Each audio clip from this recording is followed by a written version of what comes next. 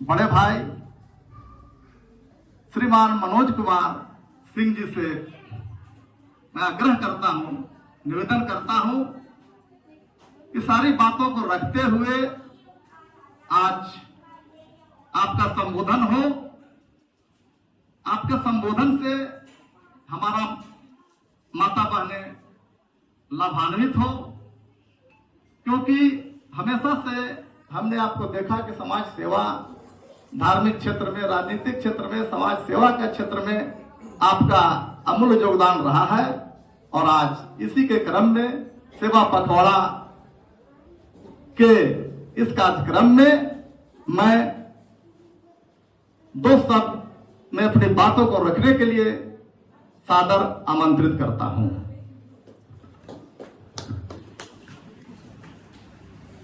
बहुत बहुत धन्यवाद। आज के इस सेवा पखवाड़ा कार्यक्रम का संचालन कर रहे हैं भाई गोरखनाथ सिंह जी।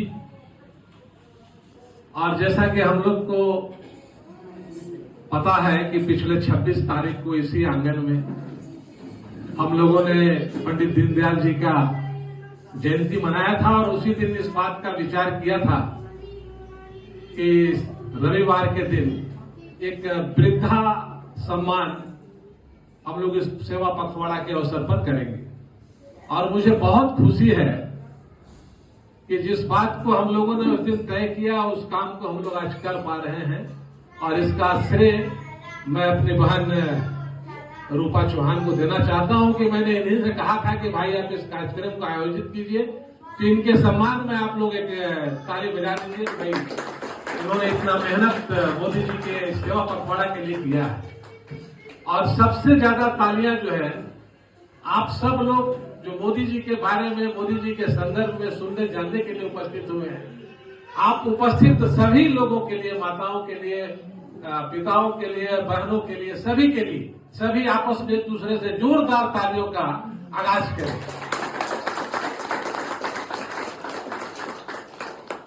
तो जैसा कि हम सभी प्रत्येक वर्ष मोदी जी के जन्मोत्सव के अवसर पर 15 दिन का सेवा पखवाड़ा मनाते चले आ रहे हैं, उसी कड़ी में आज का कार्यक्रम है।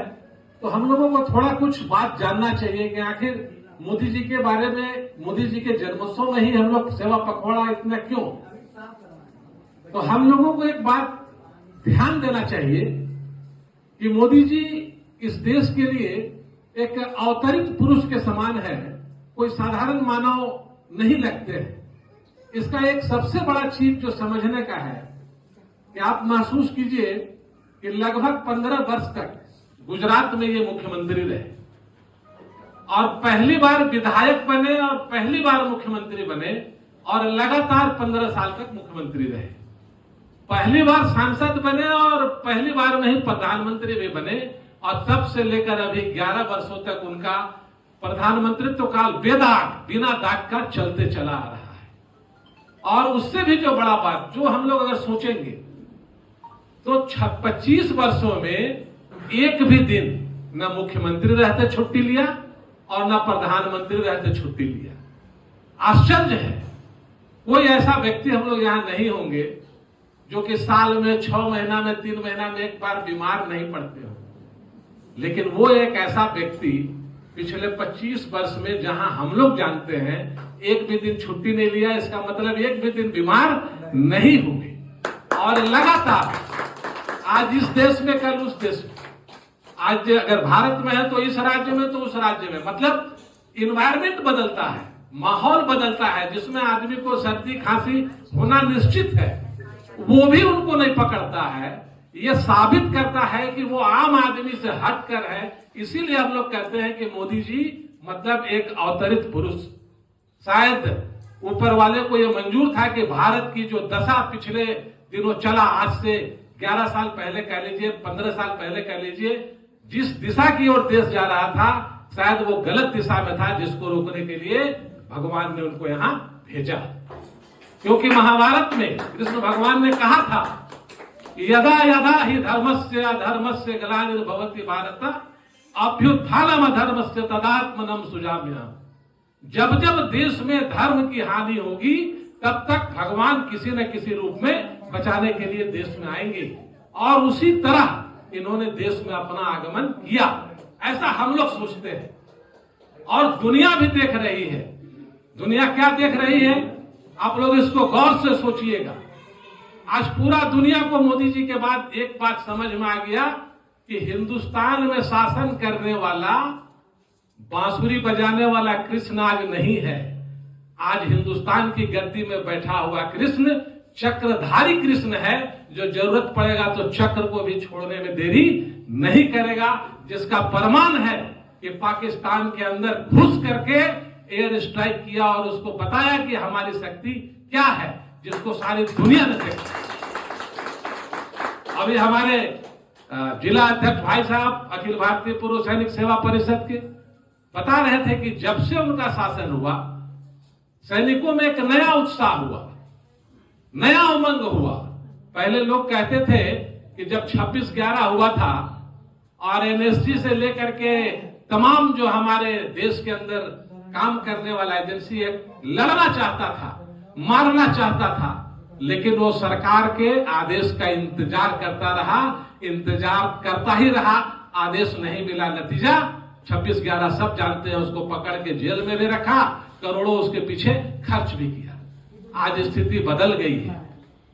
आज तो आर्मी वालों को आदेश है कि भैया आपको जहां लगता है आपको कुछ करना चाहिए वहां आप कीजिए, आज किसी आदेश का प्रतीक्षा करने की जरूरत नहीं है। ऐसे हमारे प्रधानमंत्री हैं। ये तो एक ताकत की बात हुई। अब अगर हम जनता से जुड़ाव की बात करें तो आप सोचिए कि जब 2014 में उनका शासन देश में आया तो उनका सबसे पहला नारा क्या था? जन धन योजना। जन धन योजना क्यों? खाता खोलने की बात थी। आप सभी लोग यहां बैठे हुए याद कीजिएगा, किसी जमाने में बैंक में, पोस्ट ऑफिस में खाता खोलना वो भी बहुत बड़ा काम होता था। एक गारंटर चाहिए, 2 गवाह चाहिए, वो लिखेगा तब किसी का खाता खुलेगा। आज 50 करोड़ से ऊपर खाता देश के अंदर में जनधन खाता खुला और उस खाता में सभी लोगों को कुछ न कुछ जा रहा है। ये उन्होंने देश को बताया। डिजिटल इंडिया उसी से हो गया। आज सारा काम मोबाइल से, आज सब्जी बेचने वाले से लेके ठेला खोमचे से लेके तमाम लोग कर रहे हैं। ये उनका देन है। उन्होंने उस वक्त नारा दिया कि देश को देवालय से पहले शौचालय की जरूरत है। विपक्षियों ने खूब इस पर मजाक उड़ाया कि बताइए, ऐसा प्रधानमंत्री जो कहता है देवालय से पहले शौचालय बनाओ।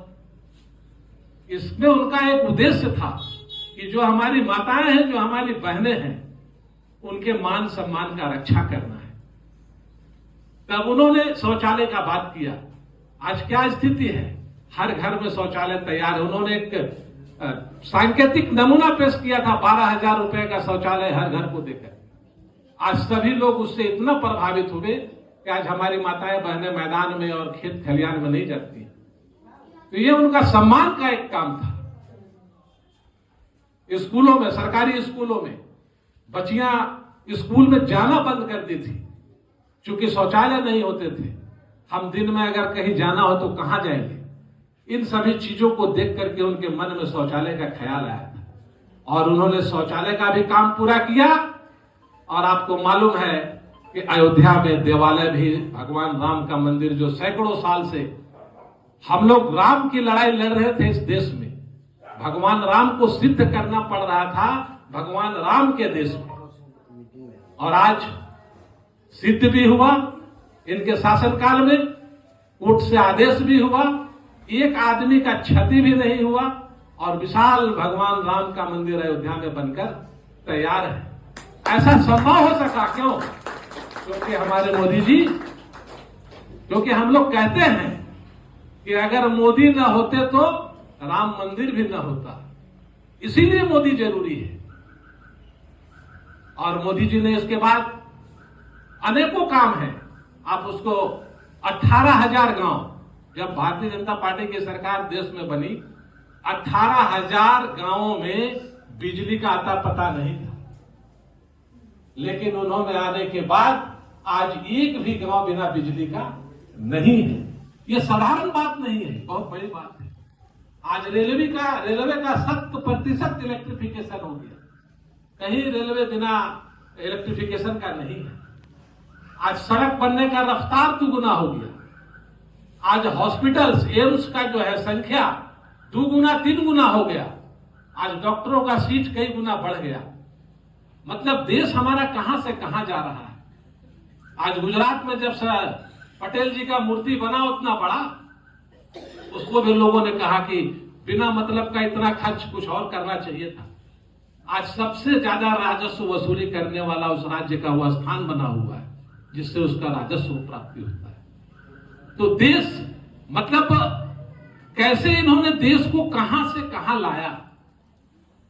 और आज हम लोग सबको पता है, सब लोग मीडिया से जुड़े हुए हैं, अखबार पढ़ते हैं कि भारत जो है आर्थिक रूप से जो हमारा स्थान है भारत का, आज विश्व में 4था स्थान में हम लोग काबिज हो चुके हैं। और उनका टारगेट है 2047 में विकसित राष्ट्र, जो निश्चित रूप से पूरा होगा और 47 से पहले पूरा होगा। तो इस तरह से उन्होंने देश के लिए बहुत सारे काम जो कर रखा है और जो कर रहे हैं, जो उनका विजन है, सबसे जोड़ने का विजन, सबको आगे ले जाने का विजन, ये सिर्फ और सिर्फ इनके सोच में है।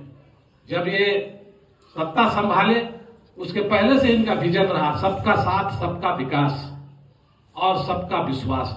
ये छोटी मोटी बात नहीं है। इनका कोई भी योजना किसी भी वर्ग, किसी भी जाति, किसी भी समुदाय के लिए वंचित नहीं है। जो योजना है अगर हमारे लिए है तो आपके लिए भी है और किसी अन्य जाति के लिए भी है। हाँ, आते आते इन्होंने एक और बड़ा काम किया जो हम लोग को सोचना चाहिए। सामान्य जाति को पूछने वाला कोई सरकार नहीं था, लेकिन इन्होंने 10% का आरक्षण सामान्य जाति को भी दिया, जो आज EWS के रूप में काम कर रहा है। और कम से कम 100 नौकरी में 10 नौकरी सामान्य वर्ग के लोग भी आज कर रहे हैं। तो यह बहुत बड़ी बात है। ऐसे प्रधानमंत्री, ऐसे नरेंद्र मोदी जी, इनको हम सभी लोग दुआ करें कि इस 17 सितंबर का जो उनका जन्म दिवस था, जिसका पखवाड़ा मना रहे हैं, कि ईश्वर उनको जितना लंबा उम्र, जितना अच्छा स्वास्थ्य के साथ दे कि देश का उत्तरोत्तर विकास होता रहे और हम लोग उसके साक्षी बनते रहे, गवाह बनते रहे। अभी हाल के दिनों में हम लोग देख रहे थे ऑपरेशन सिंदूर, कितना बड़ा चीज था। मतलब दुनिया से हथियार लेके लड़ना, दुनिया से विमान लेके लड़ना, मिसाइल लेके लड़ना, आज क्या हुआ? आज सारा चीज अपने यहां बना रहे हैं। आत्मनिर्भर भारत का जो परिकल्पना था वो साकार हो रहा है। आज देश स्वयं में मजबूत है। बड़ा बड़ा देश जिसमें अपने आप को विश्व का सरताज, विश्व का बादशाह कहने वाला देश के सामने भी आज हिंदुस्तान नहीं झुक रहा है। तो यह सिर्फ और सिर्फ नरेंद्र मोदी के बदौलत और इनको आप जैसे लोगों का, हम जैसे लोगों का, हर गांव कस्बा में जुड़ा हुआ हर एक आदमी के लोगों का आशीर्वाद और साथ चाहिए। देश आज जहां है उससे हम लोग बहुत आगे जाएंगे और विकसित राज्य को जरूर पाएंगे। इसीलिए हम लोग ज्यादा कुछ तो नहीं कहेंगे, लेकिन एक बात जरूर कहेंगे कि देश का विश्वास है मोदी, हर घर का विश्वास है मोदी और हर गरीब का आस है मोदी। मोदी को समझ ले ये किसी के बस में नहीं और मोदी को हरा दे यह किसी में दम नहीं। ये बात हम लोग कह सकते हैं और ये सच भी है और ये सार्थक भी होगा। इसीलिए बहुत ज्यादा नहीं कहते हुए मैं अपने वाणी को यहीं पे विराम दूंगा। लेकिन उसके पहले यहाँ जो हमारी माताएं, जो हमारे पिता समान वृद्ध जो आए हुए हैं, मैं उनसे एक बात जरूर कहना चाहूंगा कि आप लोग में से कोई 1-2 लोग आइए और मोदी जी के बारे में जो आपको लगता है थोड़ा सा आप 2 लाइन कह दीजिएगा। उसके बाद हम लोग सम्मान का कार्यक्रम शुरू करेंगे और उसके बाद थोड़ा थोड़ा जलपान है, आप लोग यही बैठे हुए जलपान लीजिएगा और हम लोग आपस में नवरात्रि का बधाई देते हुए आपस में एक दूसरा से यहाँ से अपने अपने घर को जाएंगे। आइए गोप जी, कोई 1-2